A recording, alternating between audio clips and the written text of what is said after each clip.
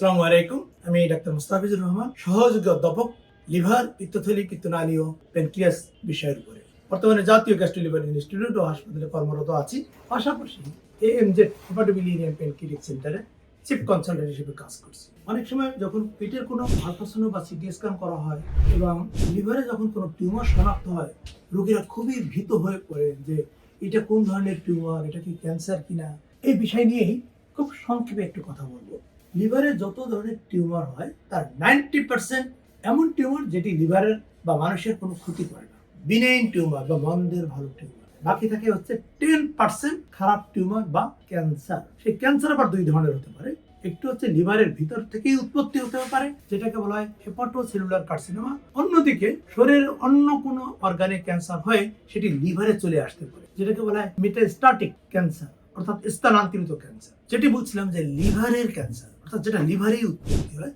সাধারণত 4টি কারণে লিভারের ভিতরে ক্যান্সার হয়। সেটি হলো যদি কেউ দীর্ঘদিন ধরে হেপাটাইটিস বি ভাইরাসে আক্রান্ত থাকেন, হেপাটাইটিস সি ভাইরাসে আক্রান্ত থাকেন, অতিরিক্ত অ্যালকোহলে এডিক্টেড থাকেন, অথবা অ্যাডভান্স ফ্যাটি লিভার থাকেন। এর বাদেও ছোট ছোট আরো কিছু কারণ আসে, সেই কারণেও লিভারে ক্যান্সার হতে পারে। তবে একটি বিষয়, এই রোগীর ভিতরে এই কারণগুলো থাকলেও সাথে সাথে ক্যান্সার হবে তা নয়। এর ফাঁকে লিভারের ভিতরে একটা চেঞ্জ আসে, একটা ডিস্ট্রাকটিভ চেঞ্জ, আর্কিটেকচারাল চেঞ্জ, যেটাকে বলা হয় সিরোসিস অফ লিভার। অর্থাৎ যখন কোনো মানুষের ভিতরে এই যে 4টা কারণ বলছিলাম যদি থাকে, তখন লিভারকে আস্তে আস্তে সে ডিস্ট্রাকশন করতে থাকে, লিভারটা শক্ত হয়ে যায় এবং লিভারের উপর সে দানা দানা জমে, যেটাকে বলা হয় সিরোসিস অফ লিভার।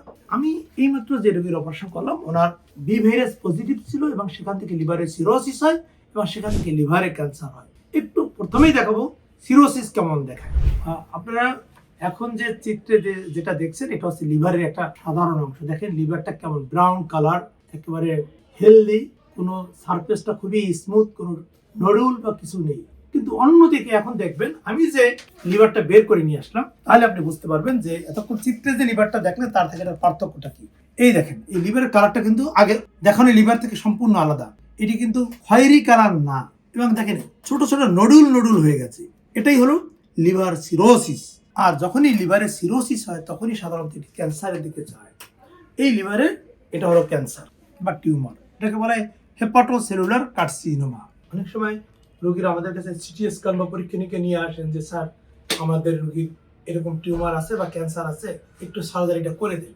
খুবই গুরুত্বপূর্ণ একটা বিষয় মনে রাখতে হবে, যদি লিভার ক্যান্সার হয় অর্থাৎ হেপাটোসেলুলার কার্সিনোমা এবং সেটি যদি কোনো কারণে সাইজে 7.5 সেন্টিমিটারের বেশি হয়, তাহলে সার্জারি করা যাবে না। সার্জারি করা যাবে, বাট রোগীর কোনো বেনিফিট হবে না। অনেক সময় রোগীরা আমাদের কাছে অনেক আশা নিয়ে আসেন যে স্যার আপনি তো অনেক বড় বড় লিভার টিউমারের অপারেশন করেন। হ্যাঁ, অনেক সময় 20 সেন্টিমিটার লিভার টিউমারের অপারেশন করি, 5 কেজি ওজনের লিভার টিউমারের অপারেশন করি। সেগুলো কিন্তু ক্যান্সার না, লিভার টিউমার, যেটাকে বলি মন্দের ভালো লিভার টিউমার। অথবা বলছিলাম 90% লিভার টিউমার হলো সাধারণ টিউমার, যেটি ক্যান্সার না। সেই ক্ষেত্রে যত বড় সাইজে হোক না কোনো অপারেশন করা যায়, যেমন হেমানজিওমা, অ্যাডেনোমা, ফোকাল নডুলার হাইপারপ্লাসিয়া, এটা হচ্ছে বিনাইন টিউমার। অন্যদিকে এই যে লিভার ক্যান্সার বা হেপাটোসেলুলার কার্সিনোমা, এটি যদি সাইজে কোনো কারণে 7.5 সেন্টিমিটারের বড় হয়, সার্জারি করলে রোগীর কোনো বেনিফিট হবে না।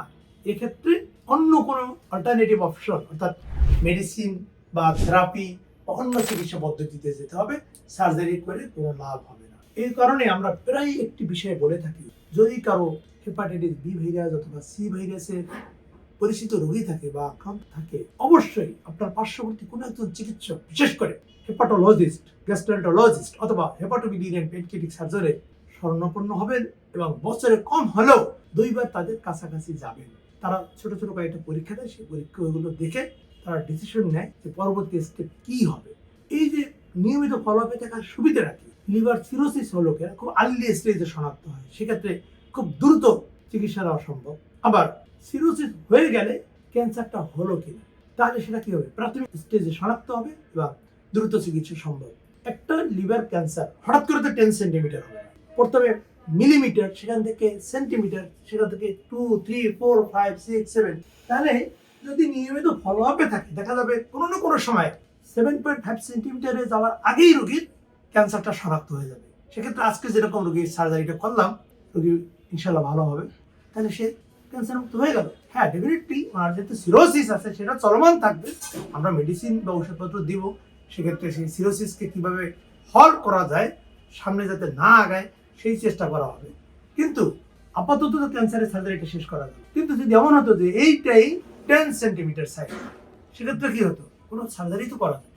এজন্য আপনাদের কাছে পরামর্শ থাকবে, যাদের পরিচিত এই ধরনের রোগী থাকবে অবশ্যই আপনারা কোনো একজন চিকিৎসকের শরণাপন্ন হয়ে ফলো আপে থাকবে। ভালো থাকুন, আল্লাহ হাফেজ।